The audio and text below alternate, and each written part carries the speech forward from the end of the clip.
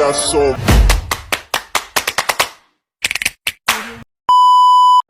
Assalamualaikum warahmatullahi wabarakatuh. Perkenalkan, nama saya Nanda Amelia. Nama saya Roza Nurhaliza. Saya Sally Nurici. Saya Jaskia Faji. Di sini kami akan sedikit menjelaskan materi tentang sel. Yuk simak videonya. Yang pertama yaitu pengertian sel. Sel adalah unit struktural dan fungsional terkecil yang mengatur seluruh aktivitas makhluk hidup. Menurut Sahleydin dan Sahwan, yaitu unit struktural makhluk hidup. Yang kedua yaitu menurut M. J, yaitu unit fungsional terkecil makhluk hidup. Yang ketiga yaitu Edmund Wilson. Menurutnya yaitu unit hereditas makhluk hidup atau DNA dan RNA. Dan yang terakhir menurut R. Shaw, yaitu unit pertumbuhan makhluk hidup. Tentang ukuran 1-100 mikrometer.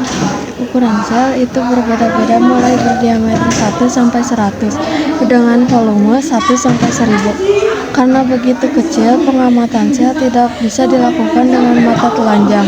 Sel hanya bisa diamati menggunakan dua jenis mikroskop, yaitu mikroskop cahaya dan elektron. Selanjutnya ada tipe sel. Ada dua tipe utama sel eukariotik dan sel prokariotik. Adalah dua tipe utama sel. Sel eukariotik disebut demikian karena mempunyai inti sejati. Hewan, tumbuhan, jamur, dan protista adalah contoh organisme yang terdiri dari sel-sel eukariotik. Sel prokariotik adalah sel tunggal sederhana tanpa nukleus sejati dan organ terikat membran. Komponen kimiawi sel. Satu komponen kimiawi sel penyusun sel organik antara lain adalah yang pertama, karbohidrat merupakan sumber energi dan cadangan energi yang melalui proses metabolisme. Yang kedua, protein adalah salah satu nutrisi penting yang dibutuhkan oleh tubuh. Yang ketiga, lemak adalah zat organik hidrofobik yang bersifat sukar larut dalam air, tetapi dapat larut dalam pelarut organik seperti klorofor, eter, dan benzen. Yang keempat, asam nukleat merupakan polimer besar yang memiliki fungsi penting untuk menyimpan mentransmisi dan mentranslasi informasi genetik. Yang kedua, komponen kimiawi penyusun sel anorganik antara lain adalah yang pertama air, yang kedua vitamin, yang ketiga mineral. Selanjutnya yaitu struktur sel dan fungsinya. Yang pertama yaitu membran sel. Fungsi membran sel yaitu untuk memberikan bentuk sel, melindungi isi sel, serta memungkinkan suatu zat masuk dan keluar sel.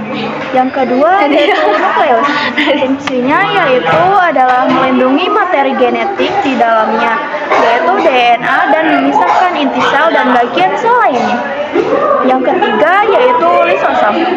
Lisosom mengandung enzim yang berfungsi untuk mengurai dan mendaur ulang sisa hasil metabolisme. Yang keempat yaitu ribosom. Ribosom juga berfungsi untuk membentuk protein dan asam amino. Yang kelima yaitu aparatus Golgi, yaitu organel sel ini yang berfungsi membentuk protein dan mempersiapkan untuk dipindahkan keluar sel. Dan yang selanjutnya adalah perbedaan sel hewan dan sel tumbuhan. Sel tumbuhan memiliki dinding sel yang terdiri dari serat selulosa yang kuat. Dinding sel tumbuhan memberikan dukungan struktural yang penting dan melindungi sel dari tekanan osmotik. Sedangkan sel hewan tidak memiliki dinding sel, sehingga lebih fleksibel dalam bentuk dan ukuran sel.